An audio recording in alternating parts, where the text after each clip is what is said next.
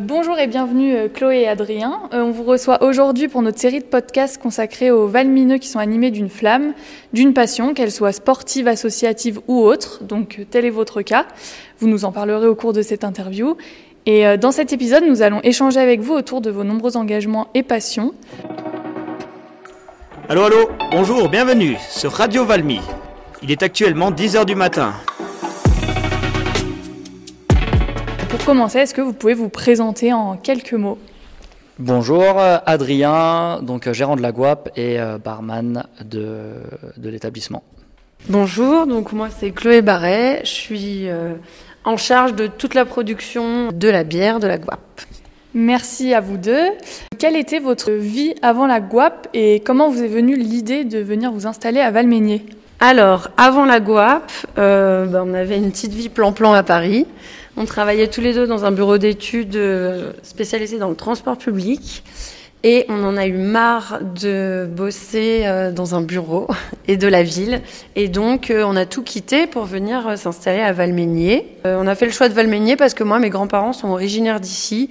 Du coup, on avait déjà une maison de famille et donc c'était à la facilité que de occuper cette maison. Donc, on a fait 2 ans de saison là. Adrien en tant que skiman, moi en tant que caissière au Proxy. Et ensuite, en fait, à côté, on avait déjà brassé. Moi, j'avoue que la bière, ça m'avait toujours attirée, déjà parce que c'est une boisson que j'aime bien, et puis en plus parce que ça m'intriguait de connaître les processus de fermentation, voir comment ça évoluait, réussir à faire le produit final et tout. Du coup, on s'était amusé à brasser à la maison tous les deux. J'ai vraiment adoré brasser en amateur.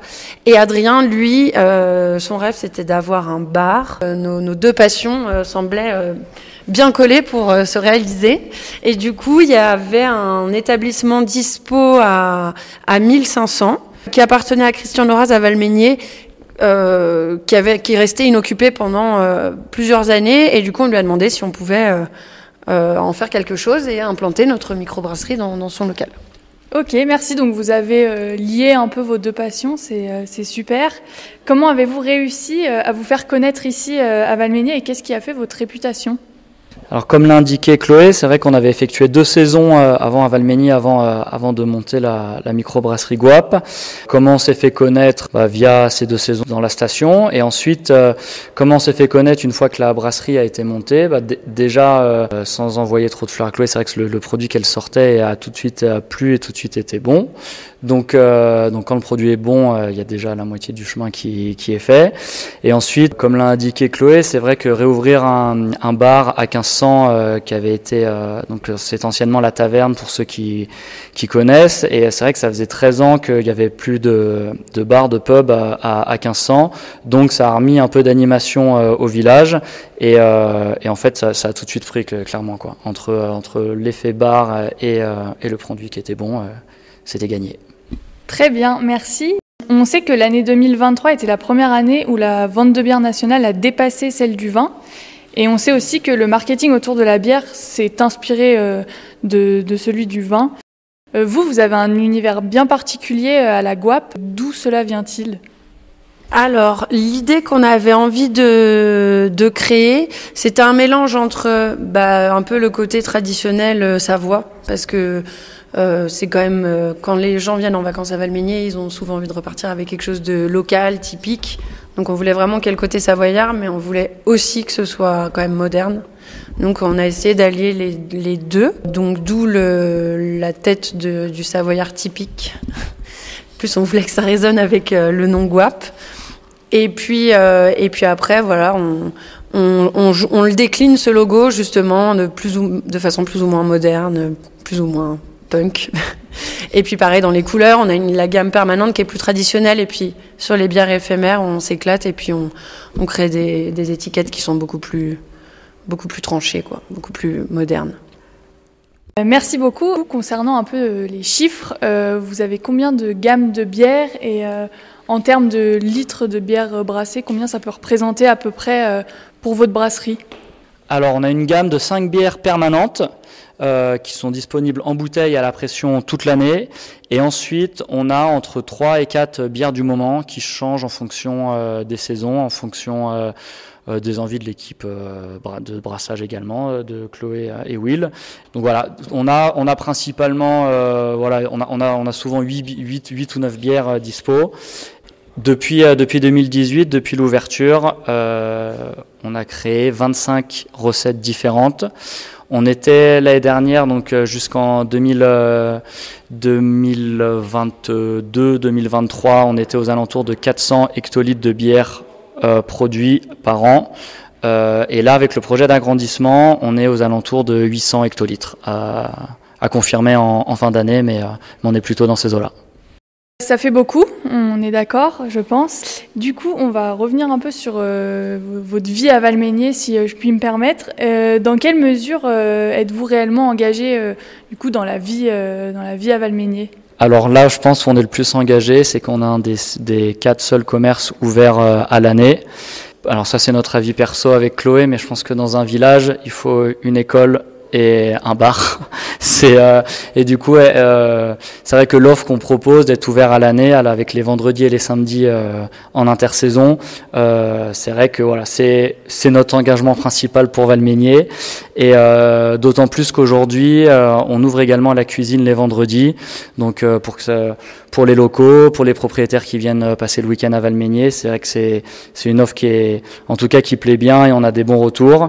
Comme on s'est engagé également avec Chloé, on a participé au CODIR, donc au comité de direction de l'Office du tourisme pendant quelques années.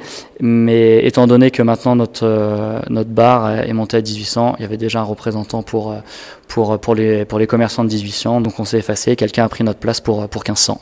Merci. Donc, comme vous l'avez évoqué, vous êtes maintenant à 1800. Vous avez déménagé récemment pour agrandir le bar et surtout l'atelier brasserie dans lequel on se trouve actuellement. Cela montre que votre établissement est en plein développement. C'est plutôt bon signe. Comment vous partagez maintenant les rôles entre la partie brasserie et la partie bar ? Disons que les rôles étaient déjà plus ou moins bien répartis dès le début, à savoir Adrien plus à la vente de la bière, à la maintenance des machines. C'est un peu aussi le commercial de la Guap et le livreur. Et moi, c'est vraiment la partie conception de recettes, brassage, fermentation. Donc, c'est vraiment la production de la bière en tant que telle. Tout ce qui est aussi marketing, tout ce qui est les étiquettes, tout ça, les affiches, les photos, voilà. Et donc après, quand on était à 1005, c'est vrai qu'en plus qu'on était que tous les deux, on était obligés de s'aider chacun dans nos missions. Donc évidemment, moi j'aidais au bar et Adrien m'aidait à la brasserie. Et maintenant qu'on a grossi, qu'on a surtout pu embaucher, voilà, là c'est vraiment nos missions sont vraiment bien distinctes, donc j'essaye d'éviter au maximum à Adrien de venir m'aider à la brasserie et pareil, du coup moi je travaille plus du tout derrière le bar, donc voilà. Du coup, Chloé, pour devenir brasseuse, je ne sais pas si c'est le terme, comment t'en es arrivée là ? Est-ce qu'il y a une formation spécifique ou est-ce que tu as appris sur le terrain ? Est-ce que tu peux nous en dire un peu plus à propos de cela ? Alors, oui, on peut dire brasseuse. Il y a une grosse part d'apprentissage personnel, parce qu'en France, il n'y a pas encore vraiment un cursus dédié à la bière. Contrairement, donc, aux pays qui sont plus des pays avec une culture forte de la bière, comme la Belgique, l'Angleterre, tout ça, où il y a des cursus vraiment spécifiques. Donc, on a pas mal appris sur le tas au début. Et puis une fois qu'on a réussi à créer des bières à la maison qui étaient appréciées et qu'on a monté notre projet, là j'ai réussi à me faire financer par Pôle emploi une formation de 15 jours à Nancy, à l'Institut français de malterie et de brasserie. Et donc ouais, c'est hyper instructif, mais c'est vrai que ça reste encore des formations courtes, quoi, 15 jours. Voilà. Donc après on apprend encore on apprend encore tous les jours. Et ce qui est super en France, c'est que du coup, il y a quand même une grosse entraide entre les brasseurs. Il y a des Facebook dédiés où tout le monde pose un peu ses questions. Enfin voilà, les brasseurs s'aident vraiment entre eux, répondent aux questions. Donc quand on rencontre des gens, et il y a des fois des vacanciers brasseurs qui viennent, on échange et ça nous permet encore d'apprendre des nouvelles choses aussi. Ok, merci, super intéressant. Je pense que Ça, c'est bon à savoir pour plein de gens. En termes de modèle économique et social, maintenant, comment vous fonctionnez? Combien vous avez de salariés? Aussi en termes de gestion des déchets, est-ce que vous avez quelque chose à nous raconter là-dessus qui pourrait être intéressant? En termes alors de modèle économique et social, déjà, on a donc recruté une personne, un salarié à plein temps, donc William, pour ne pas le citer, qui habite à Valménier. Lui, il travaille à 90% à la production avec moi. Et il a une petite partie au bar aussi pour soulager Adrien dans les périodes où il y en a besoin. Et pour la période de saison, on a d'autres contrats, d'autres crus. Donc Simon à temps plein en cuisine. Donc il fait tout ce qui est flamme-cuche, planche apéro, les desserts, tout ça.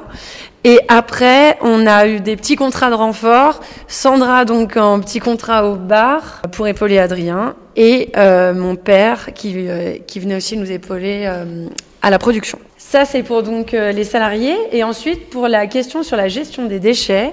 Alors, nous, un de nos principaux déchets, c'est donc ce qu'on appelle les drèches. Donc, c'est les céréales cuites pendant le processus de brassage. Céréales desquelles on a pris le maximum de sucre qui deviendra donc de l'alcool. Et donc, ces céréales, du coup, on les jette à la fin du brassage. Donc, il y a plusieurs façons de revaloriser ces céréales.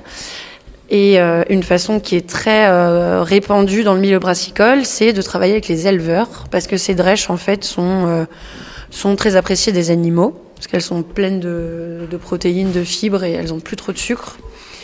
Et du coup, nous, on a la chance d'avoir la ferme du Montabor qui est juste à côté. Donc, gentiment, Benjamin et Virginie viennent récupérer les drèches et ils les donnent à manger à leurs cochons. Autre point, c'est un axe pour l'instant, c'est un projet, c'est pas encore mis en place parce que ça demande quand même une bonne logistique. Et comme là, on a eu le projet d'agrandissement, on n'a pas tout fait en même temps. Mais voilà, ce qui commence à se démocratiser, c'est la réutilisation des bouteilles, donc le système de consignes. Donc il y a plusieurs associations qui sont créées pour récupérer les consignes, les bouteilles sales des brasseurs, ils les nettoient et ils les revendent propres. Voilà, donc ça c'est quelque chose qu'on aimerait mettre en place aussi, qui limiterait aussi ce qu'on génère comme déchets. Mais voilà, je pense que ça va être fait dans les prochaines années. Ok, super, beau projet. Quel est le bilan du coup de cette première année dans vos nouveaux locaux? On a pu entendre, Chloé, que vous faisiez un peu de cuisine également. Est-ce que ça a bien marché? Est-ce que ça a plu? Voilà, un petit bilan de cette année dans vos nouveaux locaux. Alors oui, clairement, c'est une bonne première année, un bon lancement suite à cet agrandissement. Tout d'abord, au niveau de la production, le nouvel atelier, la nouvelle brasserie, c'est beaucoup plus ergonomique, beaucoup plus de confort de travail. Les artisans valmineux qui ont travaillé sur ce projet avec nous ont fait du super boulot. Le temps imparti était vraiment short et ils ont tous répondu présent, donc c'était super cool. Et clairement, ouais, en termes de production, c'est beaucoup plus facile. On fait beaucoup moins de gestes inutiles. Il y a beaucoup moins de micmac à faire entre 1500, là où on recevait avant les matières premières, les cuves, etc. Maintenant, on a tout sur place, tout de plein pied.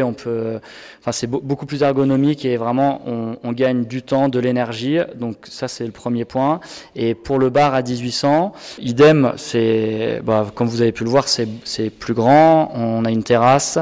Alors, petit pincement au cœur d'avoir quitté 1500, le village, parce que c'est vrai que on a commencé là-bas. C'est vrai que 1500, c'est l'ambiance village et effectivement, c'était peut-être pas forcément prévu de partir aussitôt de 1500 pour monter à 1800, mais la première année, les résultats sont là. On est super contents, beaucoup plus de monde, beaucoup plus facile également pour bosser, et le fait de proposer une offre de petite restauration avec les flammekuche, les planches, etc. Ça nous permet de capter plus de personnes et du coup, vous buvez plus de bière et nous, ça nous va bien.